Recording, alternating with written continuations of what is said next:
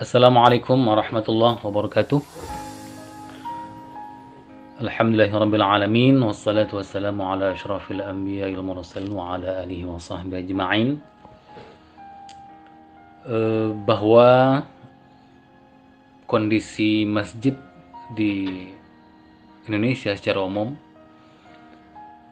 maupun secara khusus di Sumatera Utara dan Kota Medan sungguh belum pada posisi yang ideal ya. Yang pertama, ketidakidealan itu disebabkan karena fungsi masjid menjadi pejoratif ya, menjadi sempit dari idealnya masjid sebagaimana yang dicontohkan Rasulullah SAW di Masjid Nabawi. Yang kedua, masjid tidak berdaya secara mandiri untuk menentukan nasibnya. Hal ini disebabkan berbagai data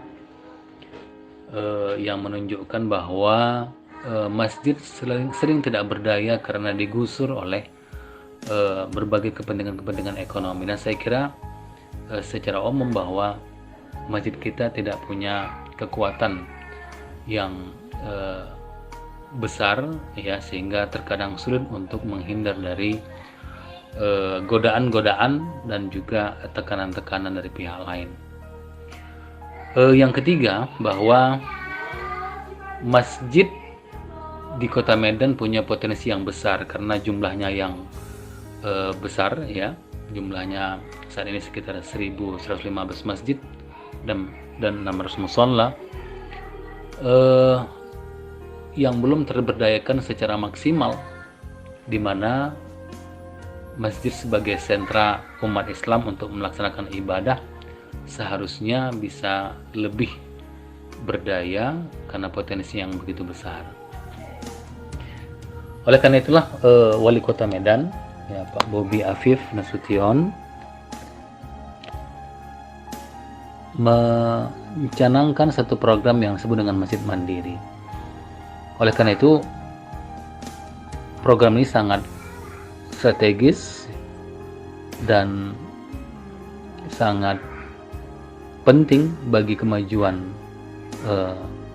Kota Medan dan tentu khususnya bagi peradaban Islam di Kota Medan.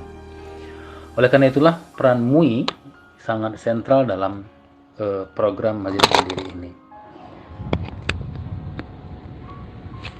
Apa yang bisa dilakukan oleh MUI atau peran apa yang menjadi penting dilakukan MUI dalam program Masjid Mandiri ini, sebagaimana yang sudah dilakukan dan terus dilakukan pada masa yang akan datang. Yang pertama tentu berkaitan dengan masjid sebagai tempat sujud ya, sebagaimana asal katanya sajadah sujud masjidan. MUI berperan sebagai filterisasi ya, memfilter atau memastikan bahwa program ini sesuai dengan syariah ya.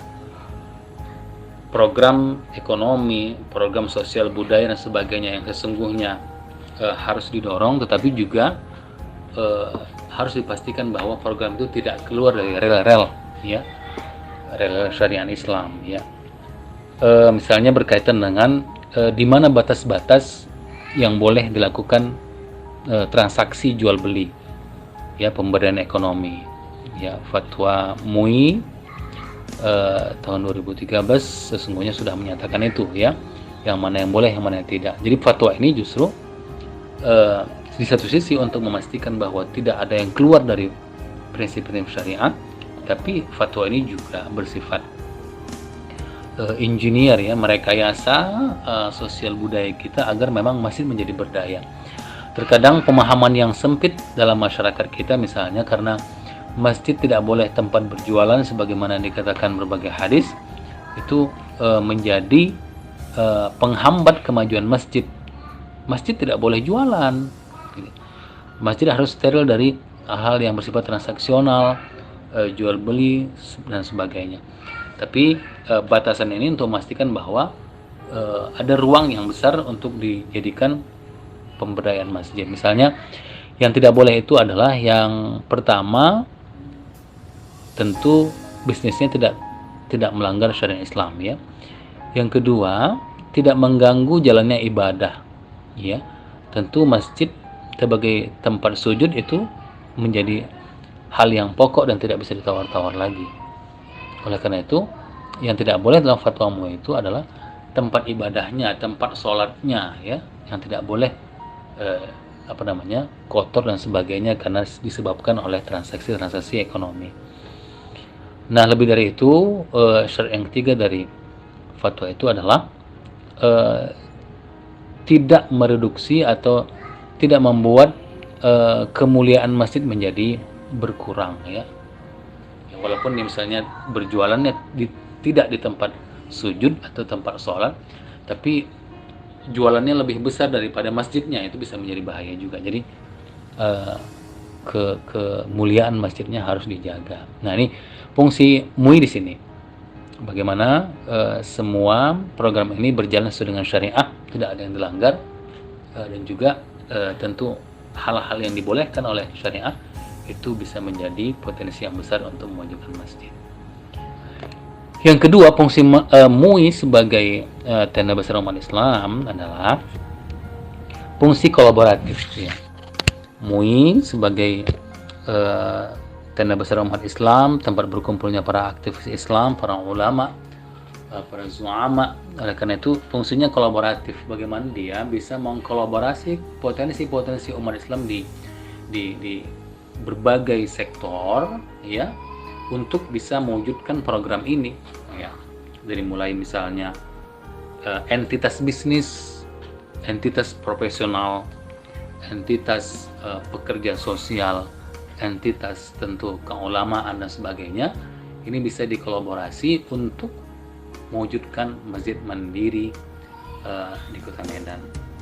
Oleh karena itu fungsi koordinatif atau kolaboratif ini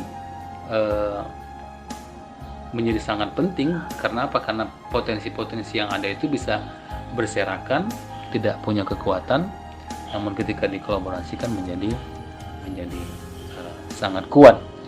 Sebagaimana rencana kita yang akan membuat satu bentuk award ya bagi Masjid Mandiri. Nah, MUI sudah melakukan fungsi kolaboratifnya dengan memanggil, dengan mengundang, mendiskusikan kegiatan ini agar memang kegiatan ini menjadi kegiatan yang besar.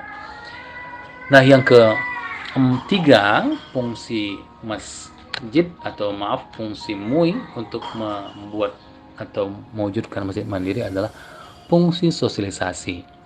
Karena MUI punya kekhususan dalam umat Islam ya, karena dia adalah kumpulan para ulama dan zu'ama. Oleh karena itu fungsi sosialisasinya sangat penting, di mana ketika program ini didorong oleh MUI, disampaikan secara masif oleh MUI, maka dia akan menjadi program yang dipahami atau disukai oleh masyarakat secara umum, tidak punya tendensius karena memang tidak ada satu organisasi tertentu atau satu hal tertentu yang bersifat eksklusif, tapi MUI adalah kumpulan daripada ulama dan berbagai ormas-ormas Islam, sehingga memang menjadi sangat strategis untuk melakukan ini. Saya kira demikian pemaparan bagaimana peran MUI dalam mewujudkan Masjid Mandiri di Kota Medan. Tentunya fungsi ini jika dilakukan secara sebaik-baiknya dengan mengumpulkan dan mengkolaborasi semua pihak yang berkepentingan dalam hal ini, maka insya Allah Masjid Mandiri akan terwujud di Kota Medan. Demikian dan terima kasih. Billahi taufiq wal hidayah. Wassalamualaikum warahmatullahi wabarakatuh.